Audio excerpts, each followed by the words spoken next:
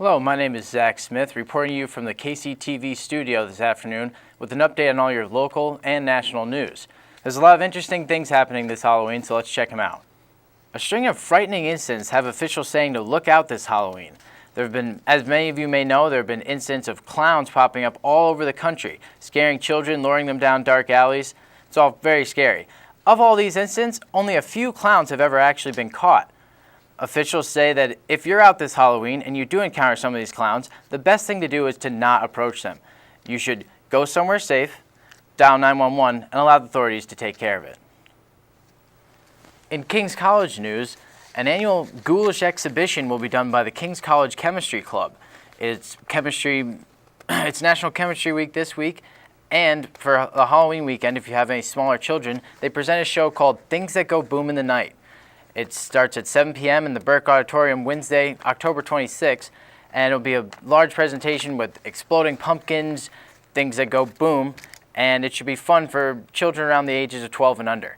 All right, so the event's been going on for 20 years, the 20th anniversary of the event, and it was inspired by there was a chemist that used to work here that was very interested in being able to give back to the community and being able to kind of show how exciting chemistry and physics can be and how science can be.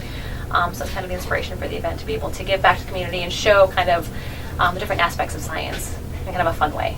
Okay, cool. All right, when kids and parents come to the event, they can see a bunch of different chemistry demonstrations. So there's anything from exploding balloons, which the kids tend to love, right? They don't expect balloons to necessarily explode into a big ball of flame.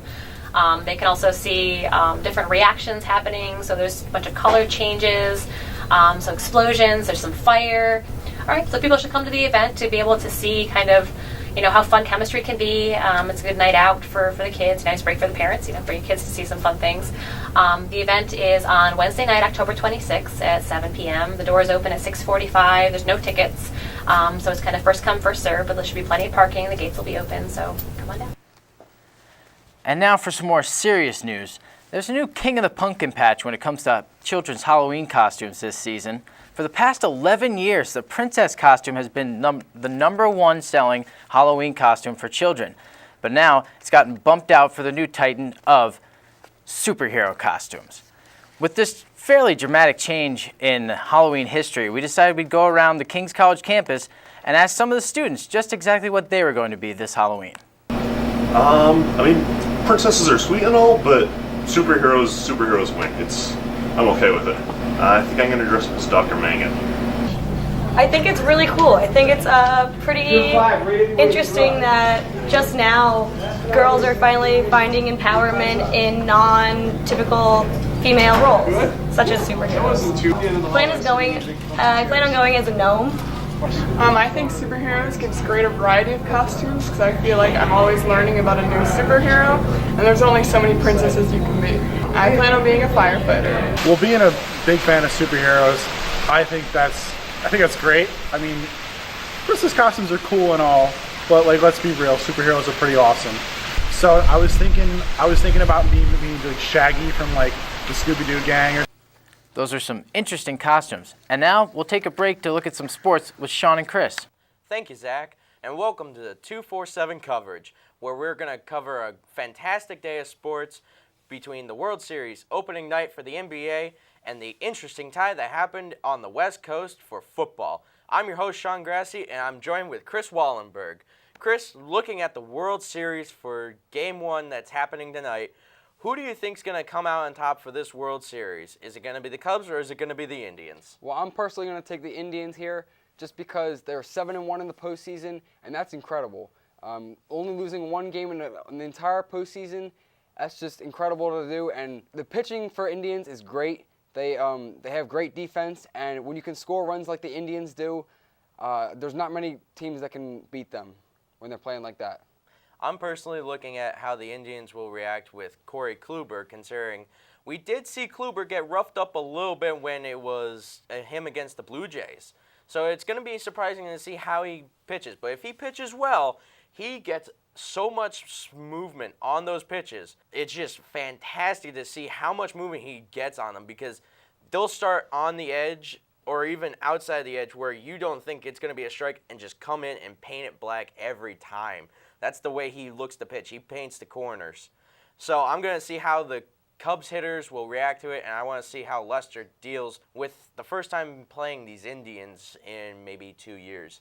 It'll be interesting to see how they react to this, especially with everyone's going to go bonkers for the first game in almost our lifetime in terms of Cleveland. Especially in Cleveland, the Indians will look to come out rolling on top. Being at home, look to establish a 2-game lead.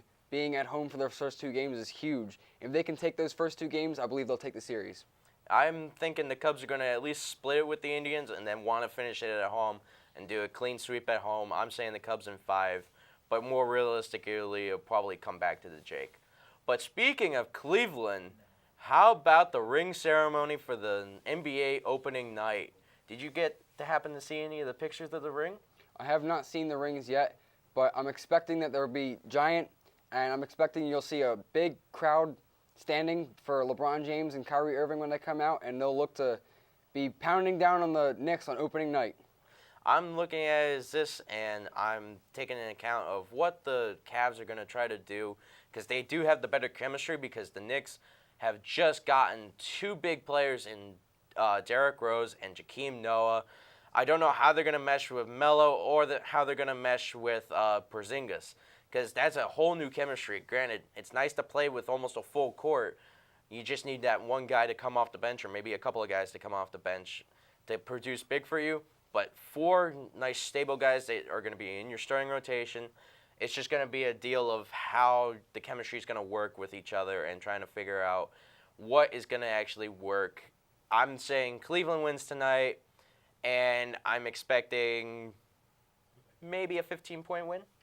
Yeah, I mean, maybe look at all the acquisitions that the Knicks have made this offseason, adding Derrick Rose and Joakim Noah, 2 great players, but these players have not played together for ever, and they've only been playing together for 3 weeks. The Cavaliers have been balling together for almost 2 years. The chemistry is down, the timing is down, and you can't stop LeBron James on opening night. There is going to be very difficulties trying to stop LeBron James, considering the only player that I can think of that defends him well is one of the reigning defensive players of the league in Kawhi Leonard. Yeah, Kawhi Leonard is absolutely the only player in the league that can defend LeBron James, and unfortunately the Knicks are without him. Yeah. So looking at another defensive battles, we've got an interesting tie where the first time in 40, 50-plus years, we've had a tie in the NFL where we didn't score any touchdowns.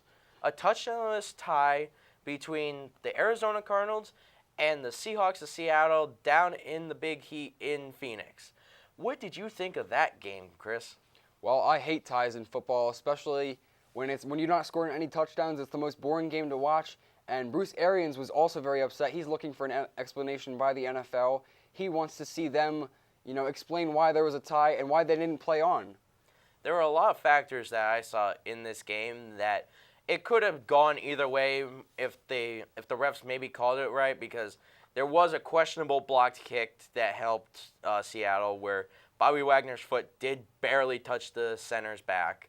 But at the same time, I'm looking at it, and Pete Carroll had yet another blown call that he should have just done something else with it, considering towards the end of overtime, they lined up the kick, and they rushed Hauschka onto the field.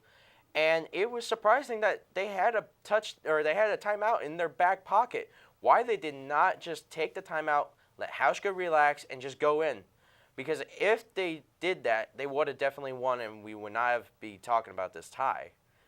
You could see Pete Carroll taking another shot and not paying off for him, as he looks to be a good coach, but again and again, yet time again, he is not making the good coaching decisions that good coaches make. He had a timeout in his back pocket that obviously anyone else should have used, and he just refused to use it. He was stubborn, and I think that he thought maybe if he didn't use it, he would have been looked at as a genius. Same thing with the Marshawn Lynch run on the 1-yard line where he didn't give it to him. But if he made it, then he would have been looked at as a genius, and he wouldn't have had an extra timeout in his pocket. But you just don't take that risk in the NFL. Well, that's all we have for today for the 247 coverage. Back to you, Zach. Thanks, Sean. Well, that's all the time we have for today. I'm Zach Smith, and remember, when news breaks, we fix it. Have a good one.